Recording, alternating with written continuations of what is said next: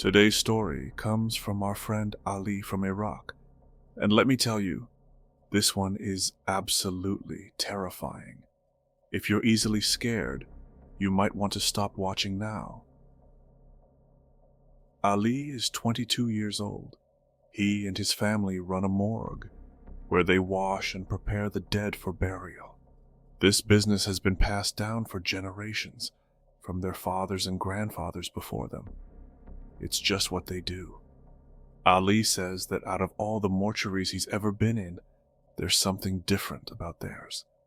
The moment you step inside, an unsettling chill grips you.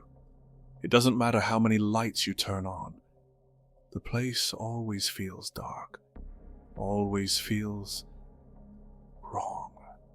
He's worked in other mortuaries before, washed bodies in different places. But this one feels cursed. Because the work is unpredictable, Ali and his relatives sometimes sleep in the morgue. A body can arrive at any time, and they need to be ready.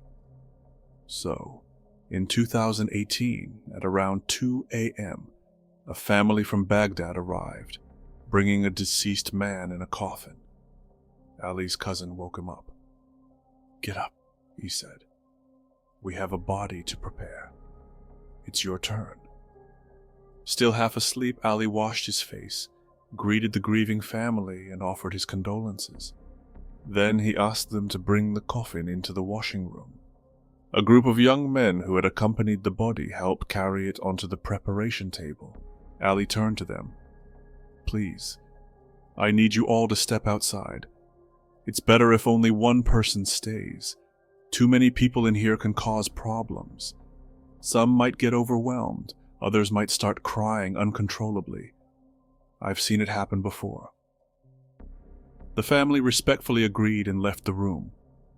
Ali sat down, waiting for one of them to return and assist him. But after a few minutes, no one came. He sighed, got up, and locked the outer door of the morgue. Then he shut the door to the washing room behind him. Just him and the body now. The man lying on the table wasn't old. Ali guessed he was in his early 30s, still young. He reached for his scissors, ready to start cutting away the burial garments. And that's when the door creaked open. Startled, Ali spun around. A man stood in the doorway. He was well groomed, dressed in white, and had a calm presence about him. The man smiled. "Peace be upon you." Ali hesitated, then returned the greeting. "And may peace be upon you." "Would you allow me to speak with you?" the man asked. Ali frowned. "Who are you?" "I am his cousin."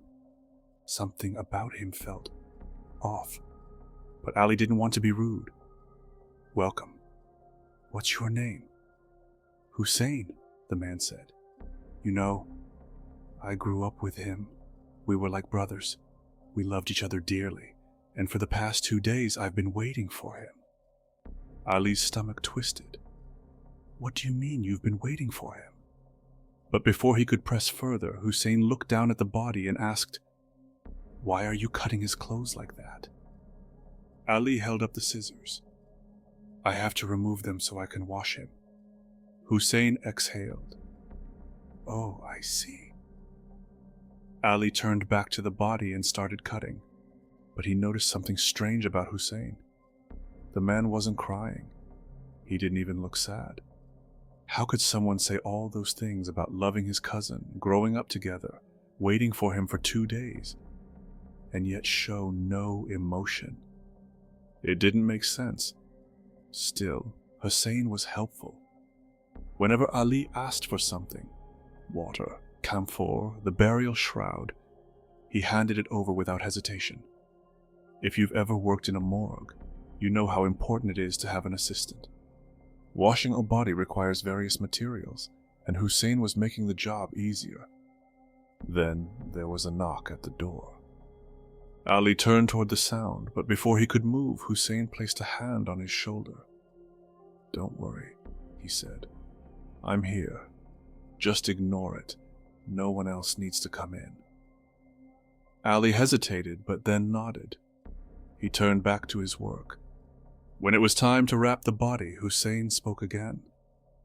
Ali, did you know that the burial shroud feels different depending on the soul? For a believer, it's like a warm embrace.